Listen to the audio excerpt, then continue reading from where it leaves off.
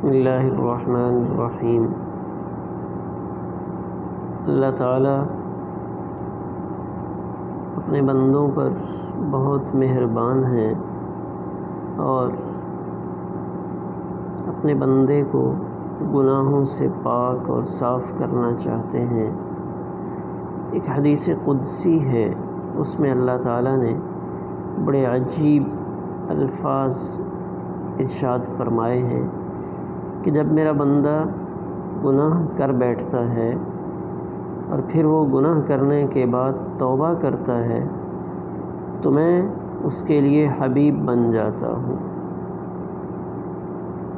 اور اگر گناہ کے بعد وہ توبہ نہیں کرتا تو میں اس کے لیے طبیب بن جاتا ہوں۔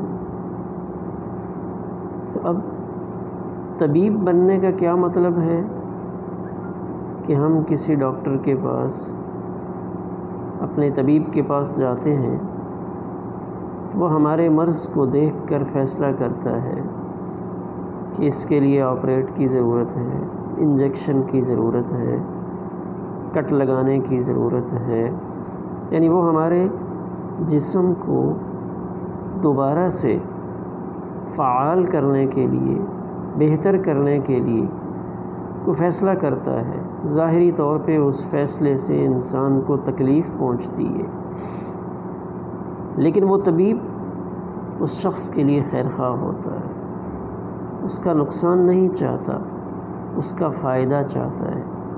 تو اسی طرح جب بندہ گناہ کر بیٹھتا ہے تو اللہ تعالیٰ بھی اپنے بندے کے لیے طبیب بنتے ہیں اور اس کے گناہوں کو معاف کرنے کے لیے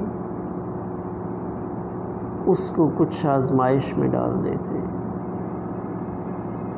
مختلف تکلیفیں اس کے اوپر آتی ہیں، کبھی بیماری آ جاتی ہے اور یہ بیماری اس انسان کے لیے گناہوں کی معافی کا ذریعہ بنتی ہے، کبھی اور حالات انسان کے اوپر آتے ہیں۔ اولا یرون انہم یفتنون فی کل عام مرۃ او مرتین ثم لا یتوبون ولا ہم یذکرون۔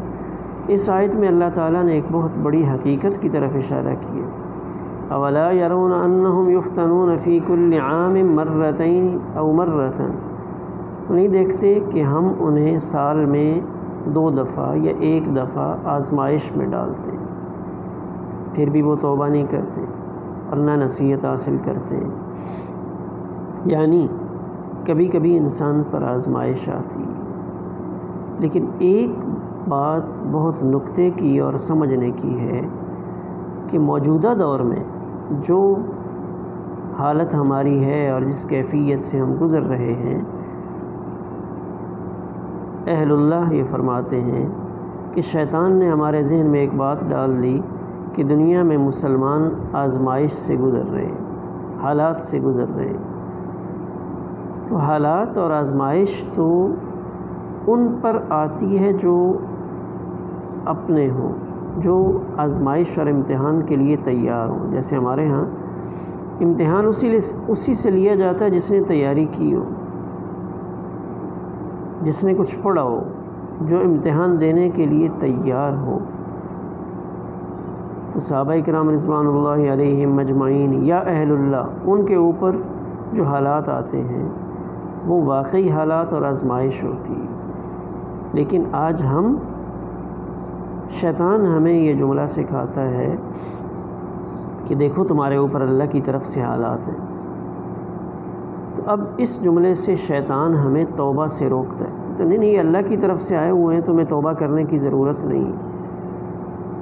لیکن آج ہم جن حالات سے گزر رہے ہیں، یہ ہماری بدعملیوں کی وجہ سے ہمارے اوپر پکڑ ہے۔ ہم خود اپنا جائزہ لیں، میں خود پہلے اس میں شامل ہوں کہ ہم اپنے گناہوں کی وجہ سے پکڑ میں آئے ہوئے ہیں۔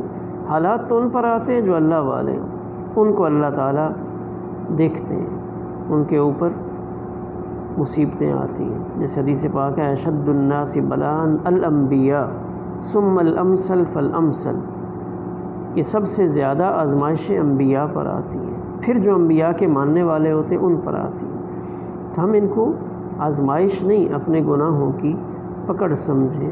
تو اللہ تعالیٰ اپنے بندے کے لیے کتنا پیارا جملہ ارشاد فرمایا، میں طبیب بن جاتا ہوں۔ تو طبیب محبت کرنے والا ہوتا ہے۔ تو اللہ تعالیٰ جس نے ایک ماں کے دل میں یہ محبت کا لاکھواں جز یا ہزارواں جز رکھ دیا، وہ ماں کتنی محبت کرتی ہے۔ تو اللہ تعالیٰ بھی اپنے بندے سے بہت زیادہ محبت کرنے والے ہیں۔ تو اگر بندہ گناہ پر توبہ نہیں کرتا تو پھر اللہ تعالیٰ طبیب بن جاتے ہیں۔ ظاہر ہے اس کو گناہوں سے پاک کرنا ہے تو اللہ تعالیٰ اس کے اوپر مختلف حالات بھیجتے ہیں۔ تو اللہ تعالیٰ کسی کے لیے حبیب بن جاتے ہیں، یعنی اس بندے کو اپنا محبوب بناتے ہیں، اس کے ساتھ محبت کرتے ہیں، اس کو اپنی محبت عطا کر دیتے ہیں۔ یعنی جب بندہ گناہ سے توبہ کرتا ہے تو پھر وہ اللہ کے قریب ہو جاتا ہے، اس کو اللہ کی محبت عطا ہونے لگتی ہے۔ لیکن اگر گناہ کر کے توبہ نہیں کرتا تو پھر اللہ ایک طبیب کی طرح اس کے ساتھ معاملہ کرتے ہیں، اس کو مختلف مراحل سے گزارتے ہیں۔ تو اللہ تعالیٰ ہم سب کو اپنی محبت عطا فرمائے اور عافیت والا معاملہ نصیب فرمائے۔ عافیت کی دعا کرتے رہنا چاہیے۔ والسلام علیکم ورحمۃ اللہ۔